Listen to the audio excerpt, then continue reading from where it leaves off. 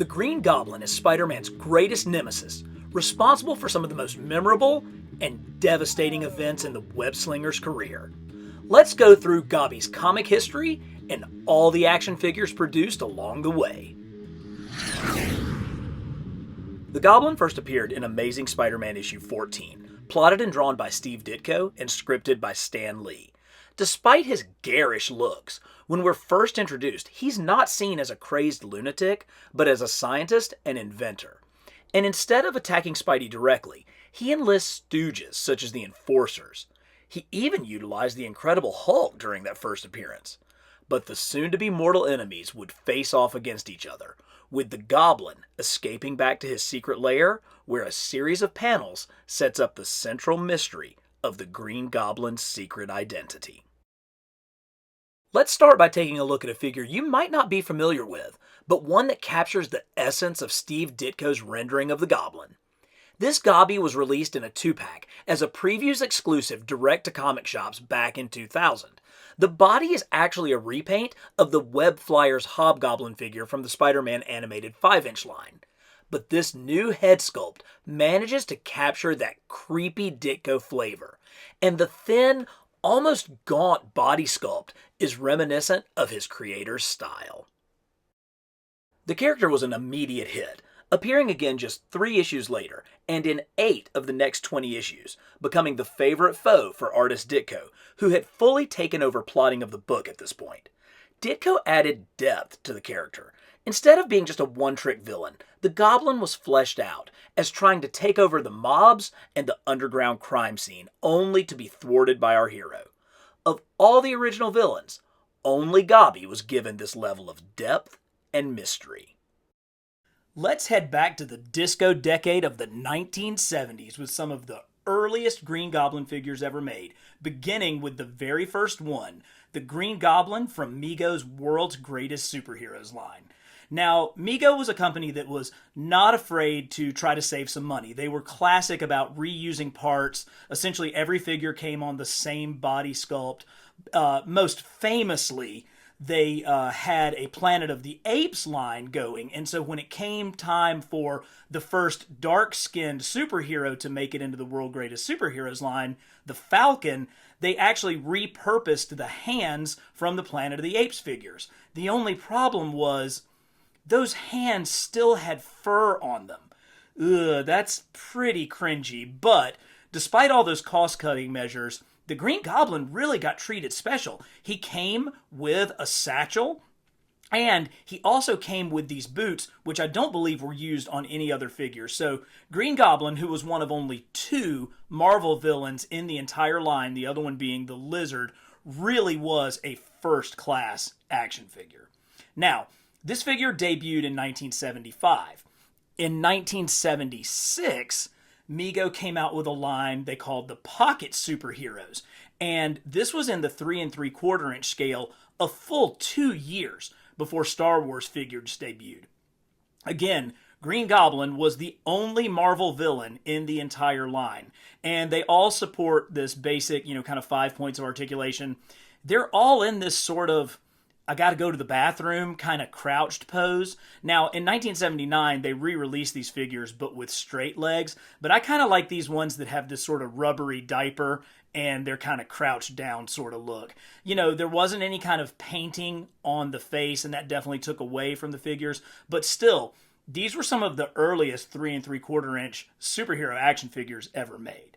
But if you were a kid in the 1970s, you would lose your mind if you got Remco's 1978 motorized Green Goblin figure. Now, obviously mine has seen better days. I've lost the backing. None of his electronics work. He came with plug-in accessories where he had a web cutting effect and a goblin blaster. He could sit down in Spider-Man's helicopter and cause it to move. He really didn't have hardly any articulation at all.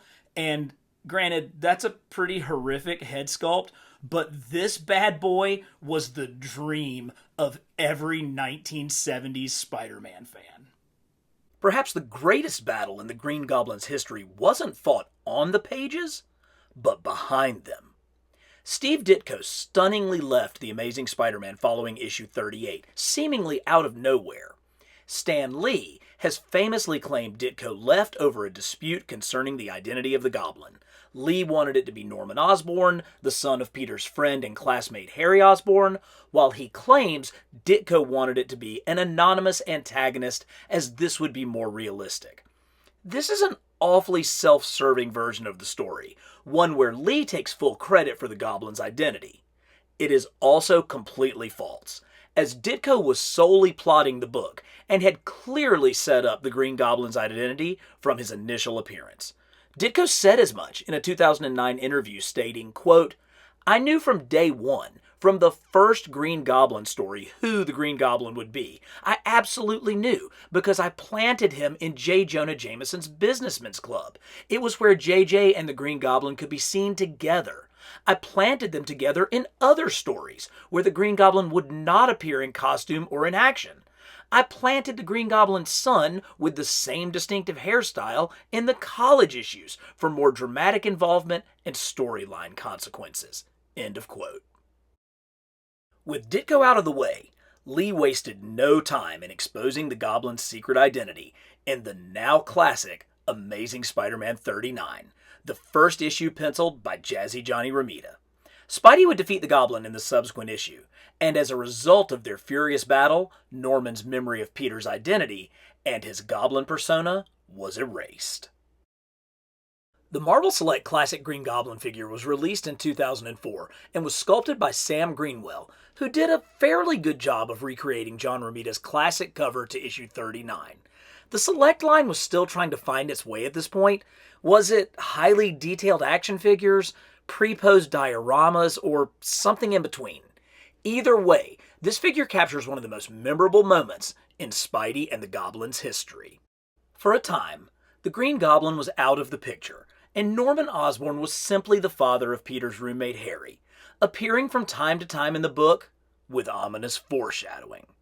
But the suspense was building, as Norman's memories continued to slowly but surely return.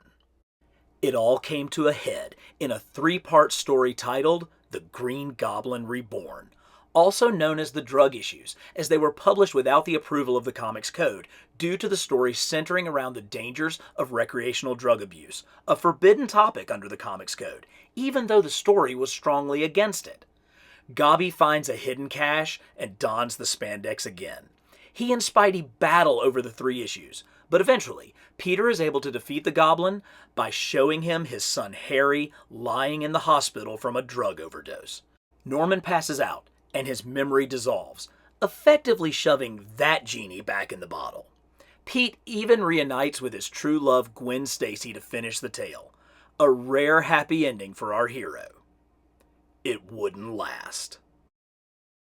The 1980s were a lean time for Marvel action figures, with only the fabulous Secret Wars line to tide us over. At that point, the Hobgoblin had taken over as Spidey's main foe. Therefore, he was the Goblin featured in that earth-shattering line of action figures.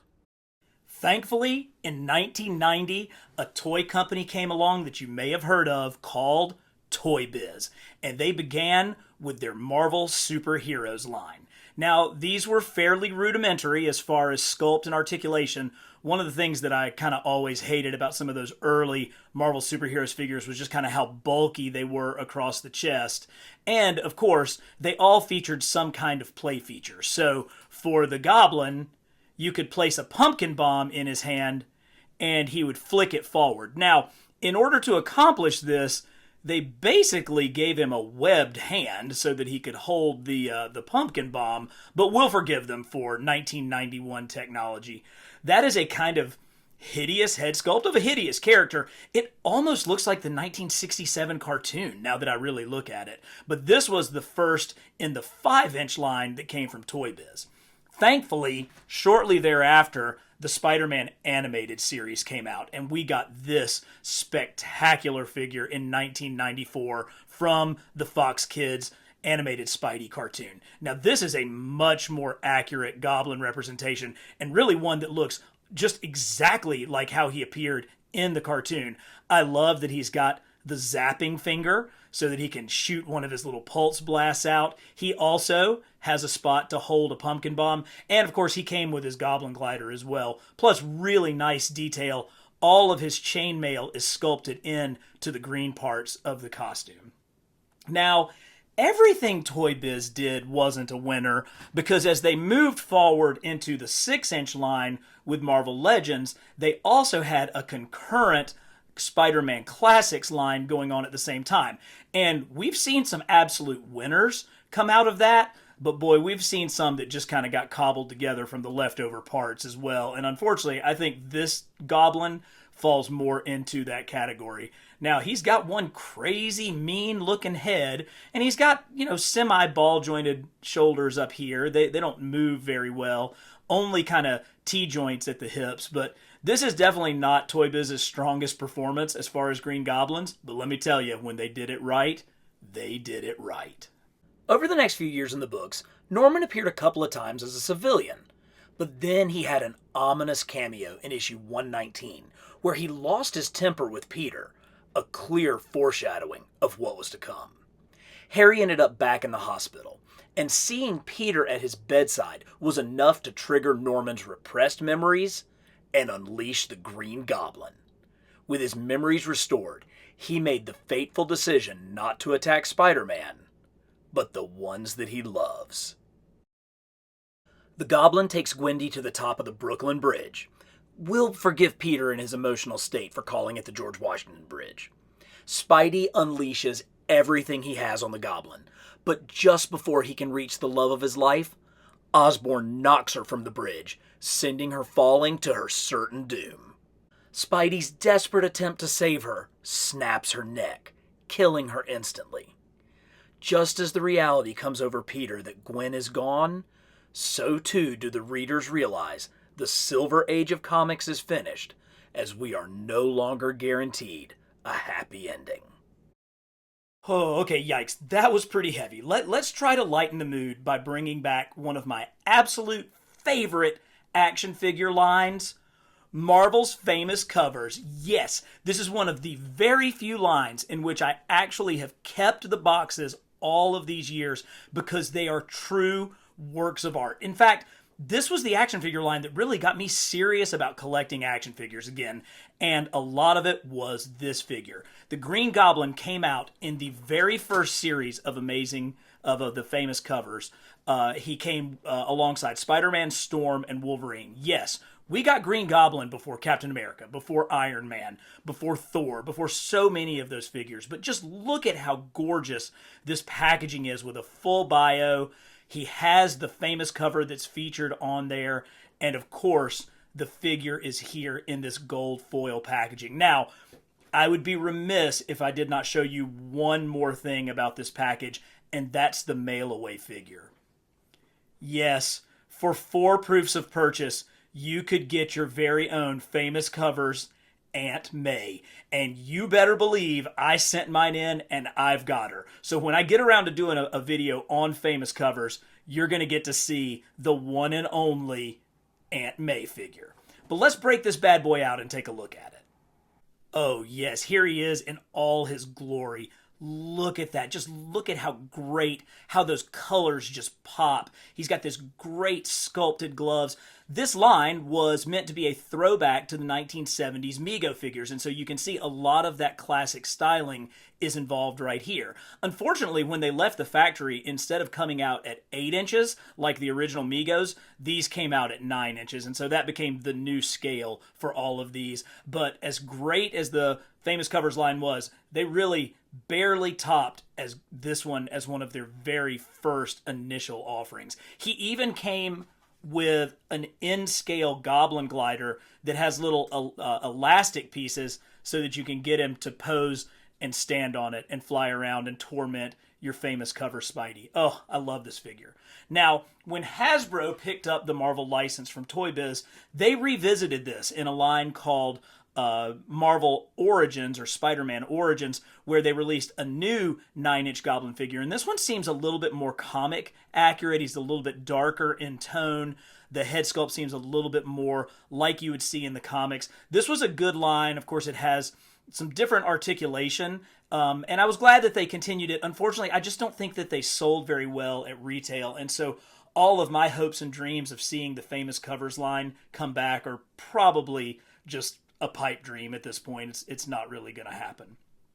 I also purchased this knockoff third-party Green Goblin figure. I think his name was like The Fiend or something like this. This came out of Hong Kong, and this is a 12-inch figure in the style of figures like Hot Toys. He's got a little bit of a weird articulation there, but a really nice detailed head sculpt, really great satchel that he came with. Of course, he's got all of the features that you would expect on a Green Goblin figure, and he did come with his own in-scale Goblin glider, as well as some cool ways that you can pose this. So when I get a 12-inch display going, we will very likely see this guy down there.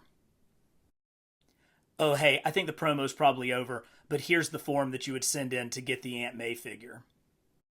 The death of Gwen Stacy was the biggest turning point in the life of Spider-Man, and it could not go unanswered. Their battle was furious, with Spidey unhinged in a way never before seen. His emotions running the gamut of grief and rage and loss and ultimately guilt. Spidey hunts the Goblin down to one of his secret warehouses and unleashes his full fury during the ensuing battle, beating the Goblin to within an inch of his life. But before the final blow, he stops and catches himself. But the Goblin had one last trick up his sleeve, sending his glider towards Spidey for a fatal strike. Just before Peter's run through, his spider sense warns him and he dodges, leaving the glider to impale the Green Goblin, pinning his lifeless corpse to the wall and ending the threat of the Green Goblin forever. And it did. For 33 years, Norman Osborn remained dead in the comics. Sure, a couple of others took up the mantle. First, his son and Pete's best friend, Harry Osborn, would wear the Goblin suit over the years until he met his own fate in it. Then, Dr. Bart Hamilton, Harry's psychologist, had a brief foray after learning the Goblin's identity while treating Harry via hypnosis. And finally, Phil Urich tried to be a heroic Green Goblin for a short period of time. But in an era of constant reincarnation and retcons, Norman Osborn remained dead in the comics for more than 3 decades, until the mastermind of the next great upheaval in the life of Spider-Man was revealed. Speaking of other versions of the Goblin, let's leave the 616 universe for just a minute and take a look at how the Green Goblin has been represented in other avenues, starting with the Ultimate Green Goblin. This was a Build-A-Figure that represents the Green Goblin and Norman Osborn's form from the Ultimate Universe, the one that Miles Morales came out of, but he was really Peter Parker in that universe's main nemesis. This figure was designed by Mark Bagley and based off of his work with Brian Michael Bendis. And, the story of Peter and the Green Goblin really went through the entire run of the Ultimate Spider-Man comic. Now, I would be remiss if I didn't get my plug in for what I consider to be, bar none, the greatest Spider-Man cartoon, Spectacular Spider-Man. And of course, they did an incredible job of building up the suspense of the Green Goblin throughout the first season. They really had you fooled thinking that it was Harry behind the mask and not Norman. But of course, with the second season, you got the truth and he became the main nemesis for our webbed friend. But unfortunately, that cartoon was stopped after 2 seasons because of the Disney merger, and we really never got to see where they planned to head with things afterwards. For a while, Hasbro got away from the 6-inch scale and kind of focused on the 3 3/4-inch scale with their Marvel Universe line. And of course, Green Goblin was well represented in the main Marvel Universe line, as well as he got a repaint of that figure with more kind of metallic looks, and of course in sort of the Spider-Man sublines that went along with this. But before these Marvel Universe figures came out, right at the end of the time that Toy Biz had the license, they produced a superhero showdown line, and that thing, despite being incredibly short-lived, was fantastic. Just look at how good this figure is, even in such small scale. They really killed it, and I hate it that this line didn't get to continue. You know, it was kind of like part game, sort of part Dungeons and Dragons game, part action figures, and it had a lot of potential. And with sculpts and articulation like this, you can see exactly why. Now, thankfully, the 3 3/4 inch scale is back as we look at the Marvel Legends retro figures, and I love these. I actually usually pick up 2 of these so that I can keep one on card and then one to display and play with. And yes, they're simple. They have simple articulation. They have relatively simplified sculpts, but they're just so much fun. They just feel so great in your hands and in your pocket. And I'm glad that Goblin was made fairly early in this line. I really hope this line continues because I just love it so much. The Clone Saga started with an interesting idea. Let's take Spidey back to basics and peel back all the levels of heavy continuity in order to make the character more interesting to new readers. By revealing that everything you've read for the past 20 years is a lie. Put simply, the clone created back in 1975 not only didn't die, but in fact, it was the clone who won the battle and has been living as Peter Parker, where the real Peter Parker has actually been living as an outlaw known as Ben Reilly. I have a whole nother video on this, but let's just say it was an editorial and creative nightmare, and Marvel had to figure out a way to wrap up 3 years of convoluted story in some meaningful way. There was only one man who could have caused this degree of turmoil in the life of Peter Parker, a resurrected Norman Osborn. Bearing the scar from his impaling by his own goblin glider, Norman and Peter fought an epic and very personal battle, bringing up all the bile from their history together. In the end, Peter was victorious, but Osborn had one final trick, launching his glider for one last kill shot, leading Ben Reilly to sacrifice himself to save Peter. Ben then dissolved with his death, confirming Peter to be the one true Spider-Man. But the Green Goblin would also survive and become a constant threat to the Wallcrawler. If you're a follower of the channel, you know that we've started a recent series called Panels to Plastics, where we look at action figures that are clearly based off of the work of a specific artist. And these 3 Green Goblin figures definitely would fit into that mold. Here's a Gobby that came in a 2-pack with Spider-Man, but this one is very, very clearly based off the artwork of Alex Ross. He has a much more human head sculpt. It really does look like a man with just green paint or a green mask over his face, but the real giveaway are those clear goggle eyepieces. That is exactly how Alex Ross drew the Green Goblin in his masterpiece Marvels. Now, this figure is weird. It's got, kind of that really, really weird butterfly joints back here, but we're going to give it some props for having a very, very clearly inspired by Alex Ross head sculpt. Now, the next one, you don't even have to use your imagination.